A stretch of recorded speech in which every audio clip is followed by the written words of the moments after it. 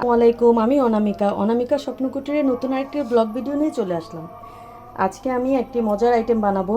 সেটা আমার কাছে মজা, সবার কাছে মজা কিনা জানি না। আর মোবাইলটার কালারটা কেমন একটু কালো কালো লাগছে। আচ্ছা, যাই হোক, আমি এখানে বেশ খানিকটা পেঁয়াজ, কাঁচামরিচ, ধনিয়া পাতা নিয়ে নিয়েছি। আর আমার আন্দাজ মতো আমি লবণ নিয়ে নিয়েছি। আপনারা চাইলে লবণ টেস্ট করে চেক করে তারপরে দিবেন। এখানে আমি দিয়ে দিচ্ছি একটু হলুদের গুঁড়া, দিয়ে দিচ্ছি লাল মরিচের গুঁড়ো, দিয়ে দিচ্ছি ধনিয়ার গুঁড়া, আর দিব সাথে আমি ছোলার ডাল বাটা। আমি এখানে ছোলার ডালের সাথে কাঁচামরিচও সাথে একটু অ্যাড করে দিয়েছি, একটু কাঁচামরিচ বাটাও দিয়েছি যেন একটু ঝালটা খুব সুন্দর আসে।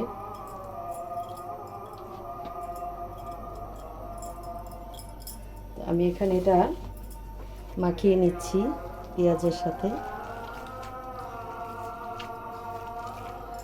আশা করি সবাই বুঝেই গেছেন আমি এটাকে কি বানাবো। হ্যাঁ, এটাকে আমি পেঁয়াজু বানাবো। এটা হলো ছোলার ডালের পেঁয়াজু। আমরা মুসুরি ডালের পেঁয়াজুও খাই। মুসুরি ডালের পেঁয়াজুও কিন্তু খুব মুচমুচে হয়, আর ছোলার ডালের পেঁয়াজুও কিন্তু খুব মুচমুচে হয়। যদি কেউ খেয়ে না থাকেন অবশ্যই খাবেন, একবার হলেও বানিয়ে খাবেন, দেখবেন খুবই মজাদার হয়। আমি এটাকে ভালো করে মিক্সড করে নিচ্ছি।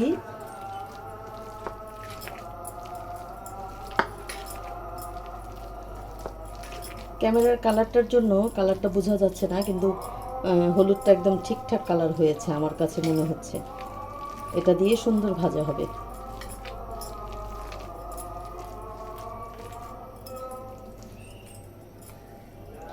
এটাকে মেখে নিলাম, তারপরে আসছি। আমি এখানে কালো মতো একটি ফ্রাই প্যান বসিয়েছি। সবাই বলবে যে এই ফ্রাই প্যান এখনও ব্যবহার করেন, আসলে কি এটা এত তেলতেলা হয়ে গেছে যে এখন এটাতে কিছু ভাজাভুজি করতে খুবই ভালো লাগে। তো আমি এখানে বেশ খানিকটা তেল দিয়ে দিচ্ছি। তেলটা গরম হতে দিব, গরম হলে তারপরে আমি পেঁয়াজটা ছাড়ব। পেঁয়াজু খাওয়ার দিন তো চলেই আসলো, রোজা চলে আসছে, মানে পেঁয়াজু খাওয়ার সিজন চলে আসছে। এখন তো রোজই পেঁয়াজু খাবো।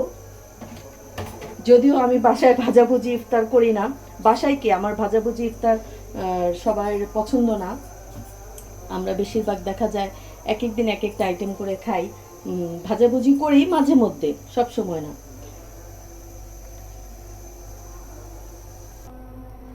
তেল গরম হয়ে গিয়েছে, এখন আমি এটাকে এভাবে একটু হাতটাকে এভাবে একটু চাপা দিয়ে দিব, চ্যাপটা করে। তাহলে কি হবে, ওটার ভাজাটা বেশি সুন্দর হবে, একদম মুচমুচে হবে। পেঁয়াজও কিন্তু একটু মুচমুচে খেতেই ভালো লাগে। মুড়ি দিয়ে খান বা খালি পেঁয়াজু খেতে পারেন, অথবা আমার কাছে কিন্তু গরম ভাতের সাথে পেঁয়াজু খেতে খুবই ভালো লাগে। গরম ভাতের সাথে, পাতলা ডালের সাথেও ভালো লাগে, আবার শুধু গরম ভাতের সাথেই ভালো লাগে। এক পিস লেবু, একটা কাঁচামরিচ, আর পেঁয়াজু, যে ডালেরই হোক। যদিও আমার বাসায় খেসারি ডাল আমরা আনি না, খেসারি ডালের পেঁয়াজও নাকি খুব মজা। আমার সাহেব খেসারি ডাল খাওয়া পছন্দ না, উনি কখনোই এটা আনে না। আমরা দেখা যায় যে বুটের ডাল আর মুসুরি ডাল, এই দুইটা দিয়েই পেঁয়াজু খাই আমরা, আর ভালোও লাগে, খুবই ভালো লাগে। বেশ মুচমুচে হয় তো, এর জন্য বেশি ভালো লাগে। আর আমার ইন্ডিয়ান যে আপুরা আছে তারা তো ভাজাভুজিতে এক্সপার্ট, এটা আমি জানি, কারণ আমি ইন্ডিয়া যাই রেগুলার। ও ওনারা আবার বেশ ভাজাভুজি খেতে পছন্দ করেন ভাতের সাথে। আমার কাছে এটা খুবই ভালো লাগে।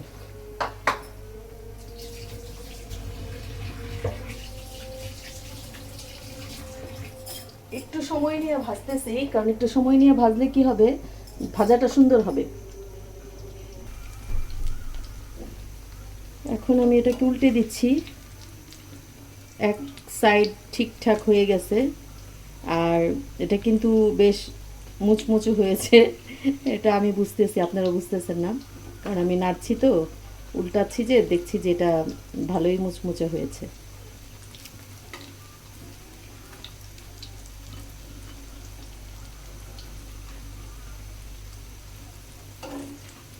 এই ফ্রাই প্যানটা আসলে ফেলে দেওয়ার সময় হয়ে গেছে, অনেক আগেই ফেলে দেওয়ার সময় হয়ে গেছে।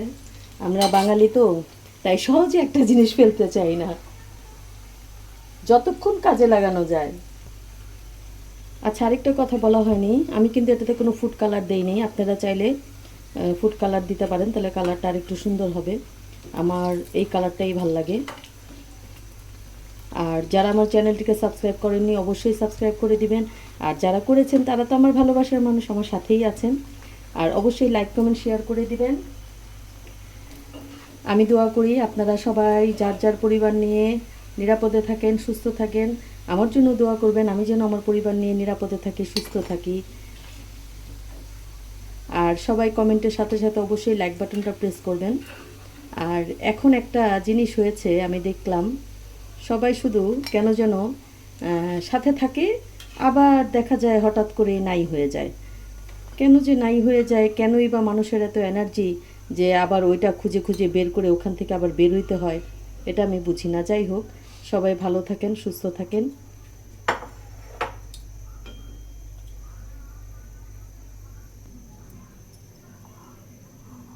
এই হয়ে গেল গরম গরম পেঁয়াজু।